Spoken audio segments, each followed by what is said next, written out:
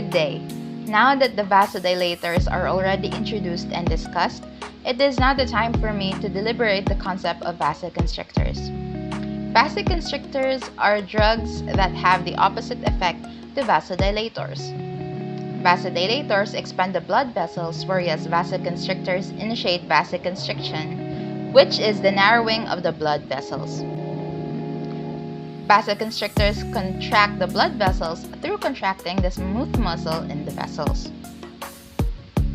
Although excess vasoconstriction does have negative health effects such as high blood pressure and headaches, it has also the following benefits.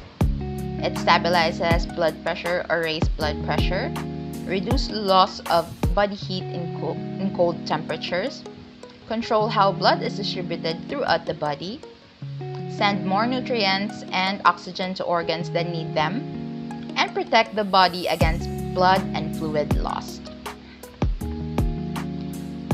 Some examples of vasoconstrictors are caffeine, nicotine, amphetamines, and antihistamines.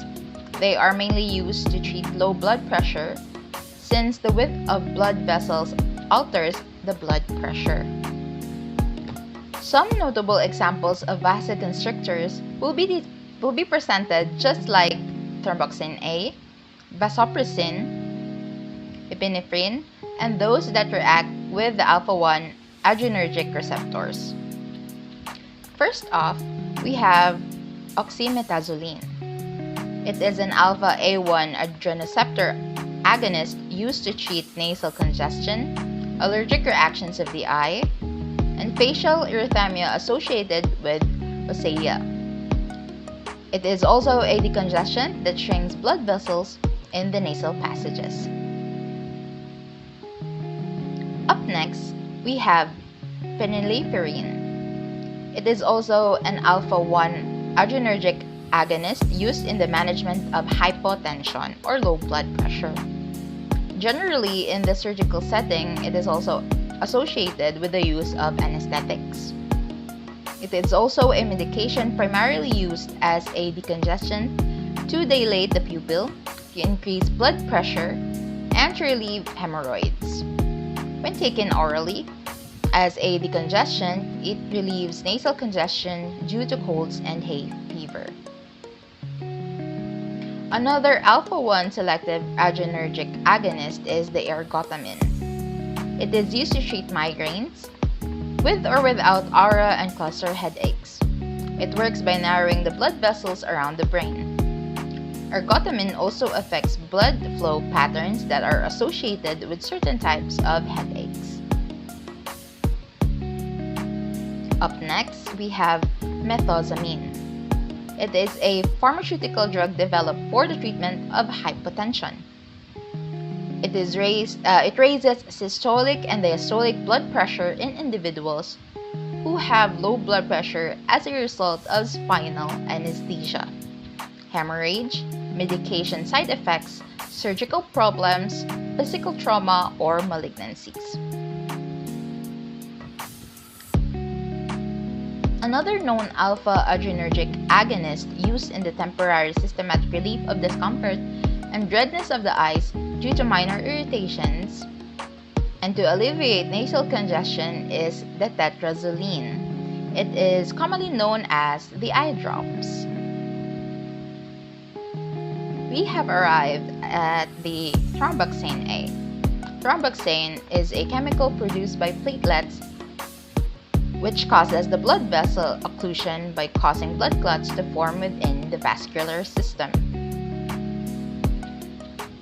Next, we have epinephrine.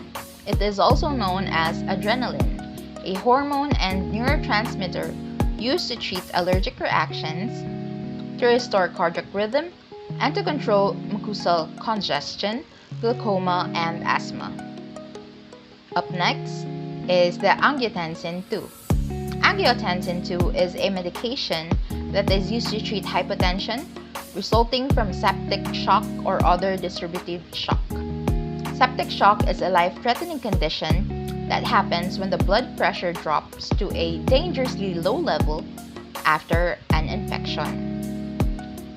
It raises blood pressure by a number of actions, most important ones being vasoconstriction, sympathetic nervous stimulation, increased aldosterone biosynthesis, and renal actions.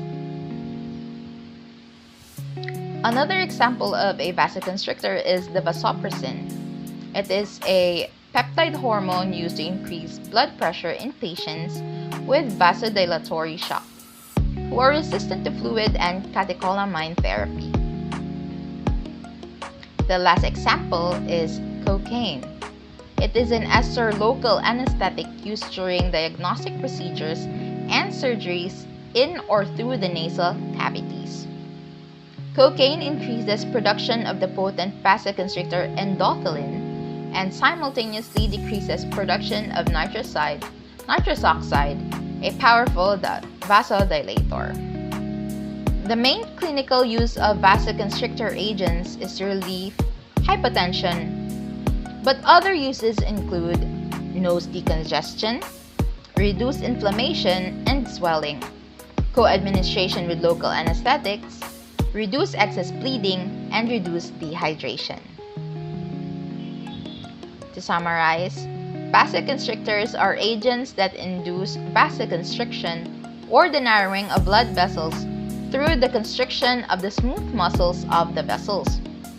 Notable vasoconstrictors are thromboxane A, vasopressin, epinephrine, cocaine, tetracycline, ergotamine, and phenylephrine.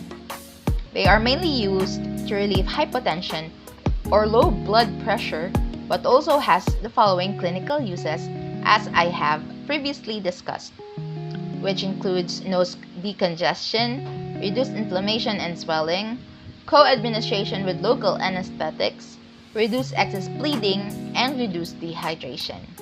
Thank you for listening.